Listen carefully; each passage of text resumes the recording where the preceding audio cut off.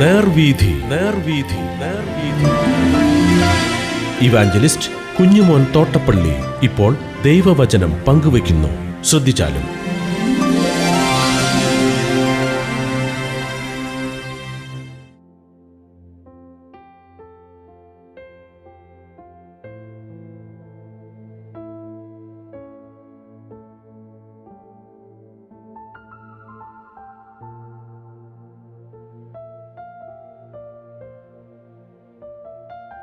യെശയ്യാപ്രവചനം 54-ാം അധ്യായം. ഞാൻ വായിക്കുന്നത് ശ്രദ്ധിച്ചാലും. പ്രസവിക്കാത്ത മച്ചിയെ ഘോഷിക്കാം, നോമ്പ് കിട്ടിയിട്ടില്ലാത്തവളെ പൊട്ടിയാർത്ത് ഘോഷിക്കാം. ഏകാഗിനിയുടെ മക്കൾ ഭർത്താവുള്ളവരുടെ മക്കളെക്കാൾ അധികം എന്ന് യഹോവ അരുളിച്ചെയ്യുന്നു. നിന്റെ കൂടാരത്തിന്റെ സ്ഥലത്തെ വിശാലമാക്കുക, നിന്റെ നിവാസങ്ങളുടെ തിരശ്ശീലകളെ അവർ നിവർത്തട്ടെ. തടുത്ത് കളയരുത്, നിന്റെ കയറുകളെ നീട്ടുക, നിന്റെ കുറ്റികളെ ഉറപ്പിക്കുക. നീ ഇടത്തോട്ടും വലത്തോട്ടും പരക്കും. നിന്റെ സന്തതി ജാതികളുടെ ദേശം കൈവശമാക്കുകയും ശൂന്യ നഗരങ്ങളിൽ നിവാസികളെ പാർപ്പിക്കുകയും ചെയ്യും. ഭയപ്പെടേണ്ട, നീ ലജ്ജിച്ച് പോകയില്ല. ഭ്രമിക്കേണ്ട, നീ നാണിച്ച് പോകയില്ല. നിന്റെ യൗവനത്തിലെ ലജ്ജ നീ മറക്കും, നിന്റെ വൈധവ്യത്തിലെ നിന്ന ഇനി ഓർക്കുകയുമില്ല. നിന്റെ സൃഷ്ടാവാകുന്നു നിന്റെ ഭർത്താവ്, സൈന്യങ്ങളുടെ യഹോവ എന്നാകുന്നു അവന്റെ നാമം. ഇസ്രയേലിന്റെ പരിശുദ്ധനാകുന്നു നിന്റെ വീണ്ടെടുപ്പുകാരൻ.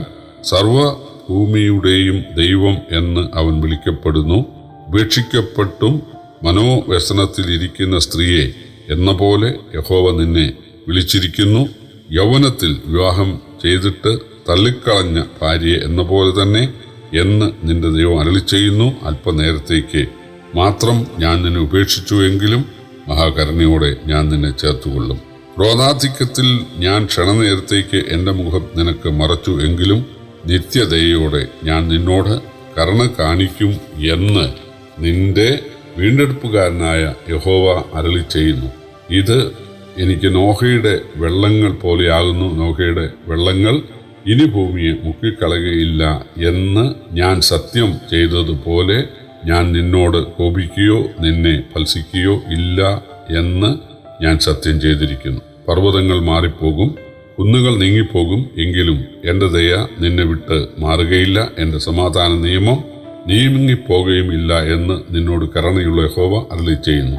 അരിഷ്ടയും കൊടുങ്കാറ്റിനാൽ അടിക്കപ്പെട്ട് ആശ്വാസമറ്റവളുമായുള്ളവരെ ഞാൻ നിന്റെ കുറ്റി അഞ്ജനത്തിൽ പതിക്കുകയും നീലക്കല്ലുകൊണ്ട് നിന്റെ അടിസ്ഥാനം ഇടുകയും ചെയ്യും. ഞാൻ നിന്റെ താഴികക്കുടങ്ങളെ പത്മരാഗം കൊണ്ടും നിന്റെ ഗോപുരങ്ങളെ പുഷ്പരാഗം കൊണ്ടും നിന്റെ അറ്റങ്ങളെയൊക്കെയും മനോഹരമായ കല്ലുകൾ കൊണ്ടും ഉണ്ടാക്കും. നിന്റെ മക്കൾ എല്ലാവരും യഹോവയാൽ അനുഗ്രഹിക്കപ്പെട്ടവരും നിന്റെ മക്കളുടെ സമാധാനം വലിയതും ആയിരിക്കും. നീതിയാൽ നീ സ്ഥിരമായി നിൽക്കും, നീ പീഡനത്തിൽ അകന്നിരിക്കും, നിനക്ക് ഭയപ്പെടുവാനില്ലല്ലോ. ഭീഷണിയോട് നീ അകന്നിരിക്കും, അത് നിന്നോട് അടുത്തു വരികയില്ല. ഒരുത്തൻ നിന്നോട് കലശൽ കൂടുന്നുവെങ്കിൽ അത് എൻ്റെ ഹിതപ്രകാരമല്ല. ആരെങ്കിലും നിന്നോട് കലശൽ കൂടിയാൽ അവൻ നിന്റെ നിമിത്തം വീഴും. തീക്കനൽ ഊതി പണി ചെയ്ത ഓരോ ആയുധം തീർക്കുന്ന കൊല്ലനെ ഞാൻ സൃഷ്ടിച്ചിരിക്കുന്നു, നശിപ്പിപ്പാൻ സംഹാരകനെയും ഞാൻ സൃഷ്ടിച്ചിരിക്കുന്നു. നിനക്ക് വിരോധമായി ഉണ്ടാക്കുന്ന യാതൊരായുധവും ഭരിക്കയില്ല. ന്യായവിസ്താരത്തിൽ നിനക്ക് വിരോധമായി എഴുന്നേൽക്കുന്ന എല്ലാ നാവിനെയും നീ കുറ്റം വിധിക്കും. യഹോവയുടെ ദാസന്മാരുടെ അവകാശവും എൻ്റെ പക്കൽ നിന്നുള്ള അവരുടെ നീതിയും ഇതുതന്നെയാകുന്നു എന്ന് യഹോവ അരുളി ചെയ്യുന്നു. യെശയ്യാപ്രവചനം 54-ാം അധ്യായത്തിൽ പ്രസിദ്ധങ്ങളായ പല വാക്യങ്ങളുമുണ്ട്. നാം അത് വായിച്ചു. 7-ാം വാക്യം, അല്പനേരത്തേക്ക് മാത്രം ഞാൻ നിന്നെ ഉപേക്ഷിച്ചു എങ്കിലും മഹാകരുണയോടെ ഞാൻ നിന്നെ ചേർത്തുകൊള്ളും. 8-ാം വാക്യം, ക്രോധാധിക്യത്തിൽ ഞാൻ ക്ഷണനേരത്തേക്ക് എൻ്റെ മുഖം നിനക്ക് മറച്ചു എങ്കിലും നിത്യദയോടെ ഞാൻ നിന്നോട് കരുണ കാണിക്കുമെന്ന് നിന്റെ വീണ്ടെടുപ്പുകാരനായ യഹോവ അരുളിച്ചെയ്തു. 10-ാം വാക്യം, കുന്നുകൾ നീങ്ങിപ്പോകും എങ്കിലും പർവ്വതങ്ങൾ മാറിപ്പോകുമെങ്കിലും എൻ്റെ ദയ നിന്നെ വിട്ട് മാറുകയില്ല, എൻ്റെ സമാധാന നിയമം നീങ്ങിപ്പോകുകയുമില്ല എന്ന് നിന്നോട് കരുണയുള്ള യഹോവ അരുളി ചെയ്യുന്നു. 13-ാം വാക്യം, നിന്റെ മക്കളെല്ലാവരും യഹോവയാൽ ഉപദേശിക്കപ്പെട്ടവരും നിന്റെ മക്കളുടെ സമാധാനം വലിയതും ആയിരിക്കും. അവസാന വാക്യം 17 വാക്യം, നിനക്ക് വിരോധമായി ഉണ്ടാക്കുന്ന യാതൊരു ആയുധവും ഫലിക്കുകയില്ല. ന്യായവിസ്താരത്തിൽ നിനക്ക് വിരോധമായി എഴുന്നേൽക്കുന്ന എല്ലാ നാവിനെയും നീ കുറ്റം വിധിക്കും. യഹോവയുടെ ദാസന്മാരുടെ അവകാശവും എൻ്റെ പക്കൽ നിന്നുള്ള അവരുടെ നീതിയും ഇതുതന്നെ ആകുന്നുവെന്ന് യഹോവ അരുളിച്ചെയ്യുന്നു. യെശയ്യാപ്രവചനം 53 അധ്യായം യേശുവിൻ്റെ പ്രായശ്ചിത്ത ബലിമരണമാണെങ്കിൽ 54 അധ്യായം അതിൽ ആശ്രയിക്കുന്നവർ ദൈവമക്കളാകുക മാത്രമല്ല ദൈവത്തിനായി ഫലമുള്ളവരാകുക കൂടെ ചെയ്യുന്ന കാര്യമാണ്. 1 വാക്യം പ്രസവിക്കാത്ത മച്ചിയെ ഘോഷിക്ക എന്നാണല്ലോ. ആ വാക്യം ഗലാത്യലേഖനം 4 അധ്യായത്തിൻ്റെ 26, 27 വാക്യങ്ങളായി പൗലോസ് ഉദ്ധരിച്ചിട്ടുണ്ട്. അതായത് മക്കളില്ലാതിരുന്ന സാറ വാഗ്ദത്ത സന്തതിയായ ഇസഹാക്കിനെ പ്രസവിച്ചതുപോലെ ഇസഹാക്കിൽ നിന്ന് വലിയ തലമുറകൾ ഉണ്ടായതുപോലെ യേശുവിനെ കൈക്കൊള്ളുന്നവർക്ക് വാഗ്ദത്ത സന്തതികൾ ഉണ്ടാകും. അല്ലെങ്കിൽ അവർ നിമിത്തം അനേക ആത്മാക്കൾ ദൈവരാജ്യത്തിൽ വരുവാൻ ഇടയായിത്തീരുമെന്നാണ്. 1 മുതൽ 4 വരെയുള്ള വാക്യങ്ങൾ പറയുന്നത് ബാബേൽ പ്രവാസത്തിലായിരിക്കുന്ന ഇസ്രയേൽ ഇന്നൊരു കൂടാരവാസിനിക്ക് തുല്യാണെങ്കിലും അവൾക്ക് വലിയ അഭിവൃദ്ധി ഉണ്ടാകും എന്നാണ്. 5 മുതൽ 12 വരെയുള്ള വാക്യങ്ങൾ ഇസ്രയേലിൻ്റെ പാപം നിമിത്തം ഒരു ഭർത്താവ് ഭാര്യ ഉപേക്ഷിക്കുന്നത് പോലെ ദൈവം ഉപേക്ഷിച്ചെങ്കിലും, ദൈവം മുഖം മറച്ചെങ്കിലും, ദൈവം പ്രാർത്ഥന കേൾക്കാതിരുന്നെങ്കിലും ദൈവം അത് ക്ഷമിച്ച് അവളുടെ അനുതാപവും മാനസാന്തരവും കണ്ട് കരുണ കാണിച്ച് അവളെ സ്വീകരിക്കുകയും അനുഗ്രഹിക്കുകയും ചെയ്യുമെന്നാണ്. ദൈവം പറയുന്നത്, മേലാൽ ഞാൻ നിന്നെ ഉപേക്ഷിക്കുകയോ നിന്നോട് കഠിനമായി പെരുമാറുകയോ ചെയ്യുകയില്ല എന്നാണ്.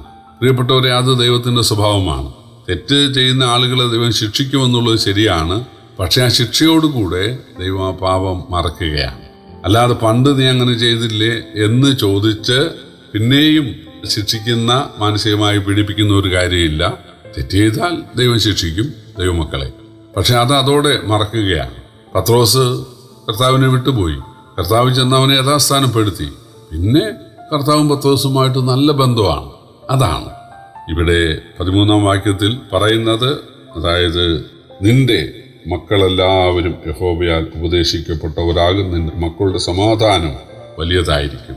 പ്രിയപ്പെട്ടവരെ, ഇത് വിശ്വാസികളുടെ മക്കളുടെ കാര്യം കൂടിയാണ്. ദൈവത്തിന് മക്കളേ ഉള്ളൂ, കൊച്ചുമക്കളില്ല. എല്ലാവരും യേശുവിനെ കൈക്കൊണ്ട് മക്കളായിത്തീരണം.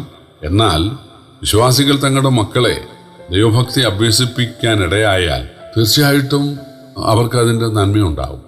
അപ്പന്മാര് കർത്താവിന് വേണ്ടി അധ്വാനിച്ചതിൻ്റെ പ്രതിഫലം ദൈവം മക്കൾക്ക് കൊടുക്കാതിരിക്കുകയില്ല. പക്ഷെ അപ്പന്മാരുടെ വലിയ ഉത്തരവാദിത്വം മക്കളെ ശാസിച്ച് അമർത്തി ശിക്ഷിച്ച് അവരെ ദൈവഭക്തി അഭ്യസിപ്പിക്കുക എന്നുള്ളതാണ്. എലിപ്പുരോഹിതന് സംഭവിച്ച പോലെ സംഭവിക്കാൻ പാടില്ല. 17 വാക്യം വളരെ പ്രസിദ്ധമാണ്. ആ വാക്യത്തിൻ്റെ അടിസ്ഥാനത്തിൽ പല പാട്ടുകളും ഉണ്ടായിട്ടുണ്ട്. നിനക്കെതിരായിട്ട് ഉയരുന്ന യാതൊരു ആയുധവും ഫലിക്കയില്ല എന്നാണ്. നമുക്കെതിരെ, ദൈവമക്കൾക്കെതിരെ പിശാച് ആയുധങ്ങളെ തൊടുത്തു വിടും. പക്ഷെ അത് ഫലിക്കയില്ല, അത് മാറിപ്പോകും, നമ്മളെ ഏശുകയില്ല. യാക്കോബിന് ആഭിചാരം ഫലിക്കയില്ല എന്നുണ്ടല്ലോ. ഒരു ബാധയും നിന്റെ കൂടാരത്തിന് അടുക്കയില്ല എന്നുണ്ടല്ലോ. നിന്നെ കുറ്റം വിധിക്കുന്നവരെ നീ കുറ്റം വിധിക്കും. അതാണ് യഹോവയുടെ ദാസന്മാരുടെ അവകാശവും ദൈവത്തിൻ്റെ പക്കൽ നിന്നുള്ള അവരുടെ നീതിയും ഇതാണ് എന്ന് പറഞ്ഞാണ് ഈ അധ്യായം അവസാനിപ്പിക്കുന്നത്. യേശുവിനെ രക്ഷകനായി സ്വീകരിക്കുന്ന ആളുകൾക്ക് എല്ലാ കാലത്തും ലോകം അവർക്കെതിരാണ്. പക്ഷേ കർത്താവ് അവർക്ക് വേണ്ട സഹായം നൽകും. താൻ അവരെ മറന്നിട്ടില്ല എന്ന് കർത്താവ് തെളിയിക്കും എന്നാണ് ഈ വാക്യം പറയുന്നത്. പ്രിയപ്പെട്ടവരെ, നമുക്ക് കർത്താവിനെ സ്നേഹിക്കാം, സേവിക്കാം. കർത്താവിൻ്റെ വലിയ നാമം വാഴ്ത്തപ്പെടുമാറാകട്ടെ.